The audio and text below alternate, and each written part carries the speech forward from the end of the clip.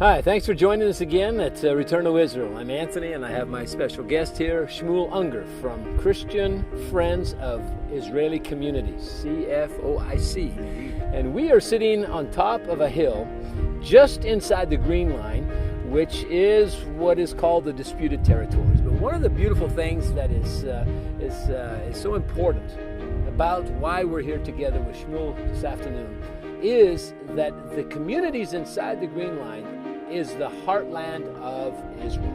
And so, Shmuel, thanks for taking time for us. Shalom, shalom. shalom. Shalom. I want you to tell our audiences and the people that are interested in the redemption and what God is doing, why is it so important to help support these communities that you and Sandra and the ones that you're connected with are supporting? Okay, shalom everyone. Great to have you. I live here, not on this hilltop, but down here in Tzufim. I think that the answer is quite simple. I think every believer who believes in the book opens it. The Bible, Torah, Tanakh. Yeah, and then he opens it and he looks for the locations of the stories where it all started. I searched and I didn't find Tel Aviv. I searched. Amazing. Tel Aviv wasn't there. No Tel Aviv, huh? Wasn't there. All the places that are mentioned in the Bible, in the Torah, are places in Judea and Samaria. Exactly right. And I would say more than that. You don't need to be, an historian to go and dig and look for fossils where exactly it was. The same names of the places. Yeah. You go from Jerusalem and around, and you see Hebron, and you see Bethlehem, and you see Tekoa, right? Tekoa. And you see Bethel, Yeah. and you see Ophrah and Yeah. Shiloh, All and biblical the Oak of names. Moreh. Yeah. And then you ask yourself, why would we never mention those places? Why did people, we just talked about it, people come and take a tour in Israel. How many people went to see Shiloh? How many people Good visited question. the Oak of Moreh Yeah. and Mount Gerizim? Yeah. Let me ask you that. You who are watching, you've maybe made a tour to Israel, and you've been to the popular places. You've been to Jerusalem. You maybe been to Bethlehem. You've been to the north, Nazareth. But how many other cities are in the rest of Israel that are biblical, that need to have your support? Like? The spot that I love the most here is when you go over Itamar. Everybody remembers Itamar, the Fogel family. A terrorist came there and stabbed to death the Fogel family. But if you go inside Itamar and you climb the hills of Itamar, you're going to get to a spot called the Three Seas Observation. Yes. You've been there? Yeah. Incredible. In a good day, you can see the Sea of Galilee, Yeah. the Dead Sea, Yeah. West and and the then Mediterranean. east and then west to the Mediterranean. And then you understand when you read back Genesis, the promise to Abraham. Abraham arrives here after the famous Lech Lecha. Go first to the land that I'm going to promise you. And it says that he's looking there and everything you're going to see is going to be yours. Where is the spot? We believe that when you climb from the Jordan Valley, it must be this observation point.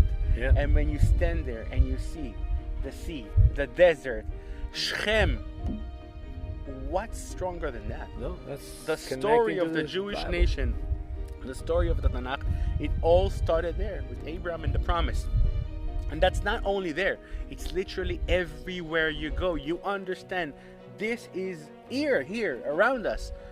But you Shmuel, feel that. But Shmuel, why are the tour guides not taking people that are watching this video now? Why are they not taking them there? What's the problem that they don't come and visit and I'll tell support the rest of Israel?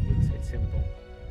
Because a lot of the tour guides, a lot of the companies, they don't want to go into the conflict. They don't want to put the truth where they are and say, this is Israel, come and see it. Because we know, and you said, this is a controversy, right? Some people actually think this is not ours, that we are occupying the place where Abraham, Isaac, and Jacob dwell. Judea and Samaria, the Jewish state of Israel, the Jewish homeland, the biblical heartland, is questioned. Maybe it's not ours. You know what's ours for sure? Tel Aviv. Let's take them to Tel Aviv.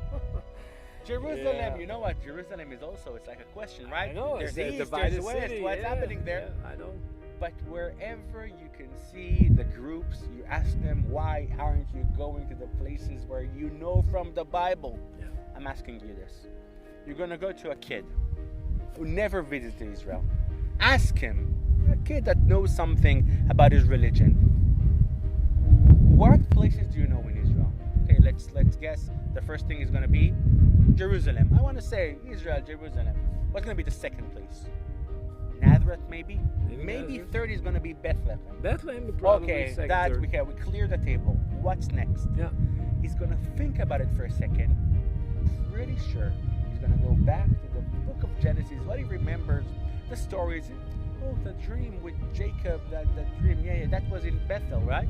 Exactly. The place of the ladder. Maybe where Joseph was sold, that area. What was it? Dothan? What? Dothan. It was here, no? Yeah, yeah. Or maybe Shechem, Shechem, where they started. Shechem, where his bones are now. Hebron. What about Hebron? All the places, one after another. It's not even a question. This video is not necessary because we should have said, we're going to show you exactly where to come. Come with us, we're going to guide you. But do we need to try and explain why you need to come and visit there?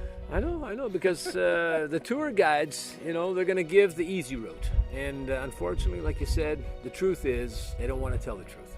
And so that's why part of the reason of what we are endeavoring to do as Christians in support of sovereignty is to tell you, make your request to come into Judea and Samaria, which is the biblical heartland of Israel, and where they need to have their rights existed, because we came in and to this community here and we were discriminated against. We couldn't pass through the security properly, and that's not right. This is Israel's land. I think that there's another reason why you need to come and visit Judea and Samaria. Most likely, if you watch this video, you're probably online. You watch content online, information and news. And whenever you get the news and you get to talk about Judea and Samaria, usually what you're going to be told are lies. We are occupying the land. We're stopping the Palestinians, the poor Palestinians, from driving through. Now, you told me you just came from here. Did you have any problems to get here? Well, except for the security. What happened there in the security? Well, they wanted to see some ID. They weren't going to let us come up here. And let me, before you took to Tzufim, if you wanted to continue straight ahead to Kalkilia. Oh, we couldn't. What was wrong there? Well, because that is Area A. And Area A is dangerous to Israelis and foreigners to go in there. It's hazardous to their health. A big sign that says, this is forbidden area for you. When you come here and you see the people who live here and you see the communities, you understand what we go through. You understand that another issue that you probably need to consider is that once in a while you hear that there's another incident here or there. Just the other week, Dvir Sorek. Yes, I know. A yeshiva student stabbed to death by Gush Etzion. Terrible. A kid who went to buy end of the year presents to his teachers. First teachers. Was murdered, was stabbed to death. Why? Because he's a Jew and he wanders in a place which is or not. This is exactly, if you come here you think it's is, if you don't come here you might think it's not is. And you go through those places and you understand that the people who live here are nothing less but modern day pioneers. People who are willing to live a dream and to live a prophecy of people that came back to their land after 2,000 years. And we came back to the same places with the same names of the Bible. I know. Shmuel, what would you say to our audience, Christians and others? How can we help the most to bring about the peace and the full restoration of the nation of Israel? I think first of all, more than anything, education. You need to share what you just watched. If it touches you, if you understand something you didn't touch before, if you just, you just made you think, maybe we are just fooling them. Maybe we're not, we're relying like the CNN.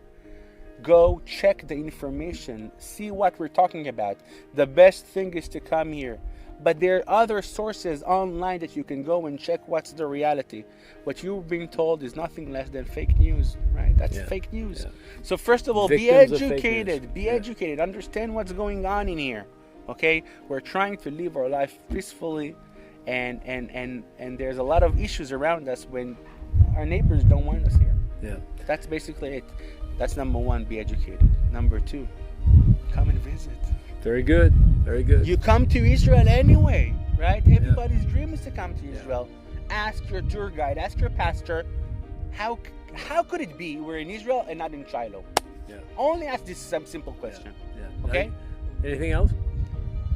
I would say try to look for ways to help the people, the pioneers of Israel. Our organization, and I'm sure your organization as well, is looking for actual ways to help the people who live here.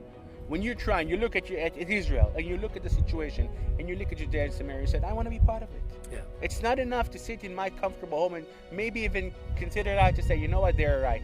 Try to chip in, try to think how something. You can help those people. Yeah. Go online, go to our website, and Yeah. you're going to see hundreds of ways to help others, Yeah. the people of Judea and Samaria, the modern day pioneers of Israel. Yeah. So you've got your answers right there, and we're going to take a break here in a moment, and we're going to go into your offices, and we're going to learn some more about what you can do, but also for educating yourself and finding out more about the legal rights.